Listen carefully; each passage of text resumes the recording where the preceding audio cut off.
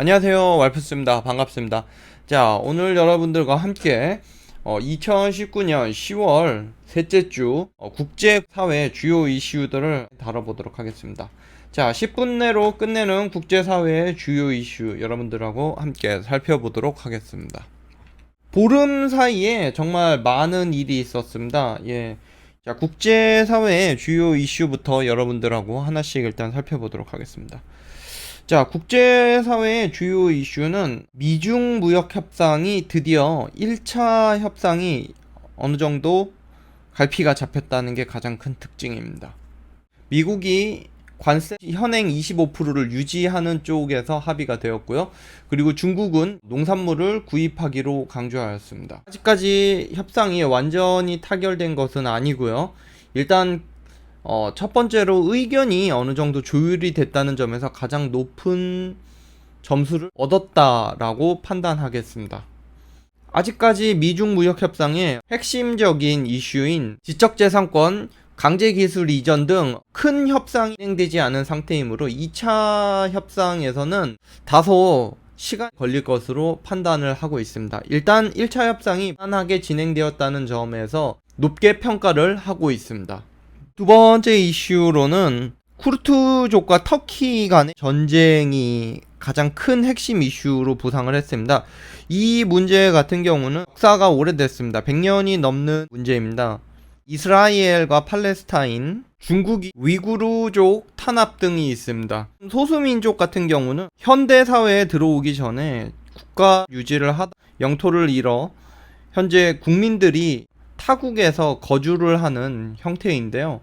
지금 터키와 쿠르드족 같은 경우도 마찬가지입니다. 터키와 시리아 사이 많은 인구가 거주를 하고 있습니다.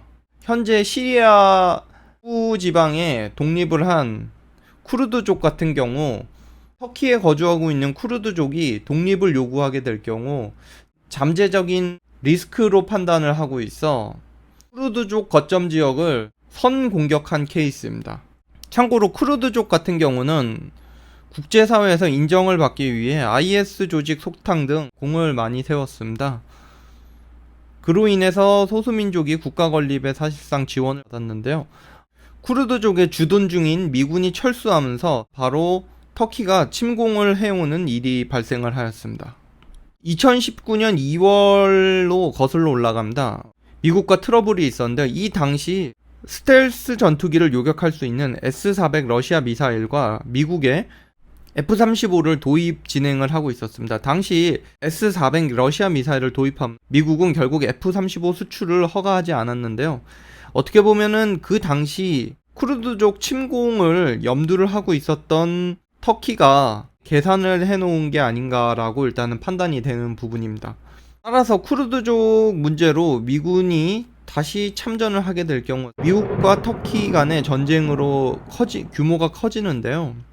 트럼프 대통령은 터키 경제 제재 조치를 강화하면서 일단락 지었습니다. 터키는 군사작전을 지속하겠다고 엄포를 놓은 상태여서 앞으로의 행보가 굉장히 주목됩니다. 유럽 역시도 쿠르드족을 지지하면서 터키에 경제 제재를 가하겠다라고 선언을 했는데요. 현 국제사회에서 전쟁보다 사실 무서운 게 경제 제재 조치입니다. 경제 제재 조치가 취해질 경우 극빈국으로 전락할 확률이 매우 높은데요. 터키의 앞으로 행방이 주목이 되는 상황입니다. 자, 다음 이슈는 FED의 자산 매입 소식입니다. 리포 금리 급등 현상에 대한 일종의 진정 조치로 판단이 되는데요. FED가 현재 리포 금리 급등 현상 등 시장에서 순간적인 자금 유동화 고갈 현상에 대한 대비책으로 판단이 됩니다. 장단기 금리 역전 현상 역시도 FED에서 주목하고 있다는 점을 알 수 있습니다. 현재 리포 금리 같은 경우 10월 중순부터 11월 중순까지 72조 원의 국채를 매입하겠다라고 발표를 했고요.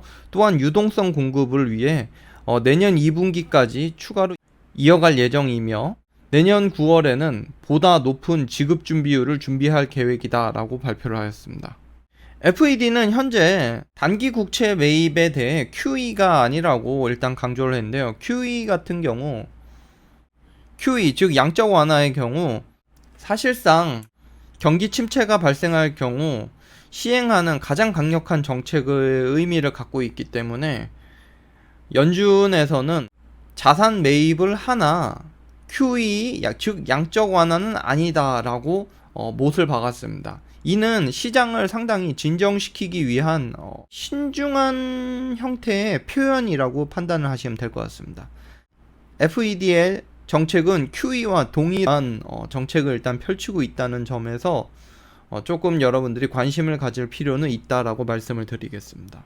아무래도 현재 미중 무역 분쟁, 그리고 크루드족과 터키 간의 전쟁 등 큰 이슈가 많이 남아있는 상태이다 보니까 FED에서 선제적 대응으로 금리 인하라는 카드보다는 단기 국채 매입이라는 카드를, 짧고 간결한 카드를 선택한 게 아닌가라고 일단 판단이 됩니다.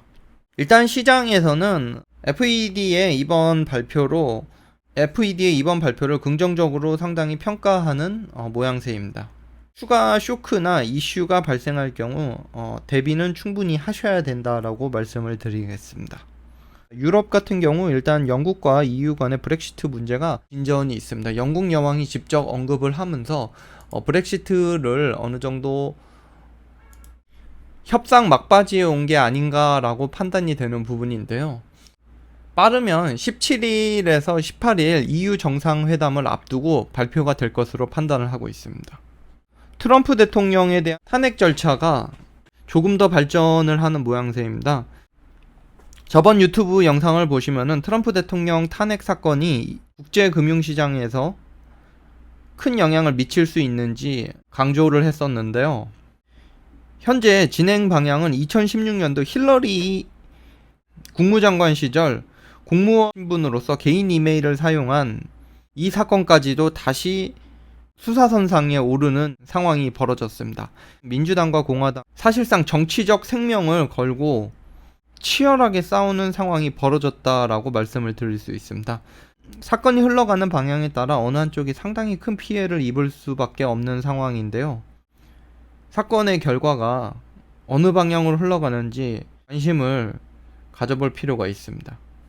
여러분들과 함께 국제 이슈에서 여러분들과 함께 첫 번째, 미중 무역 협상 1차 협상이 진행 중. 두 번째, 크루드족과 터키 간의 현재 경제 제재 조치. 세 번째, FED의 자산 매입 소식.